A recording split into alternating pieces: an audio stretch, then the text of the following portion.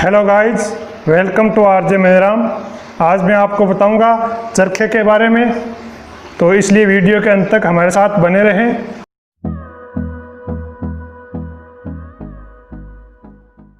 तो आइए अब जानते हैं चरखे के बारे में। चरखा एक हस्तचलित यंत्र है या युक्ति है जिसका उपयोग सूत काटने या सूत बनाने के लिए किया जाता है।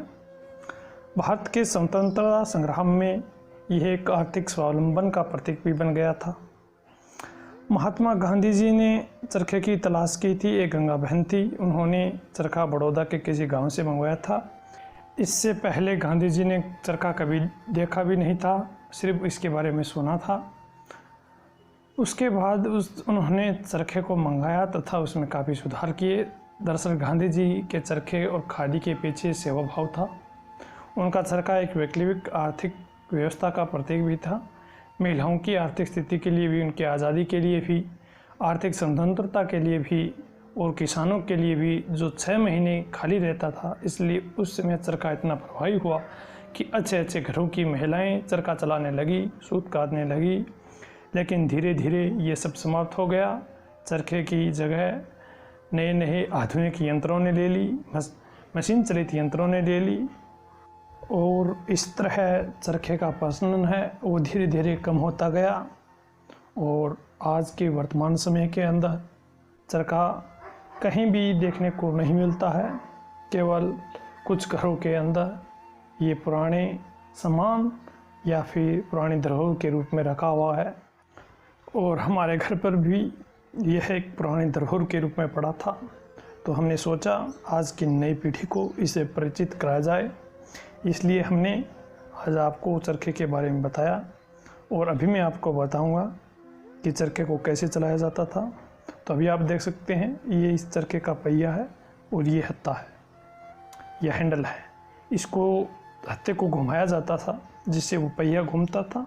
इस पहिए के ऊपर एक रस्सी लगी होती थी या डोरी लगी होती थी, जो इसके पीछे के स्थान यहाँ पे एक कातला नाम का यंत्र लगा हुआ होता था, जो इस पहिए को घुमाने से घूमता था, जिसके चारों ओर सूत पतले धागे के रूप में लपेटता रहता था, जिससे एक सूत है वो एक डोरी या एक धागे, महीन धागे का रूप ले लेता था।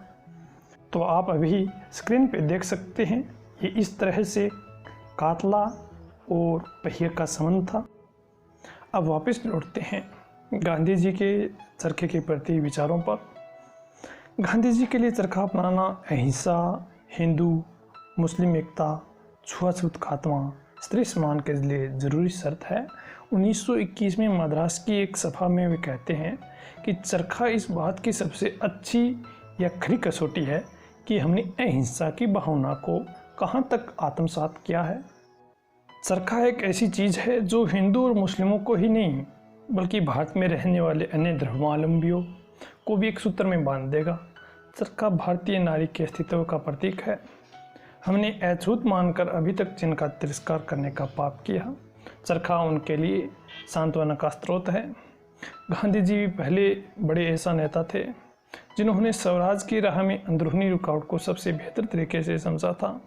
इसलिए उनका मानना था कि स्वराज के लिए भारत के 2 बड़े धार्मिक समुदाय के बीच नफरत की दीवार गिरनी चाहिए, छुआछूत खत्म होना चाहिए।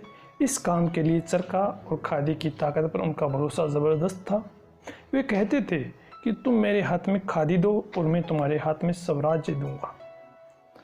अत्यंतों की तरक्की भी खादी के तहत आता है और हिंदू मुस्लिम की एकता भी खादी के बल पर टिकी रहेगी। यह अमन की हिफाजत का भी एक ज़बरदस्त जरिया है।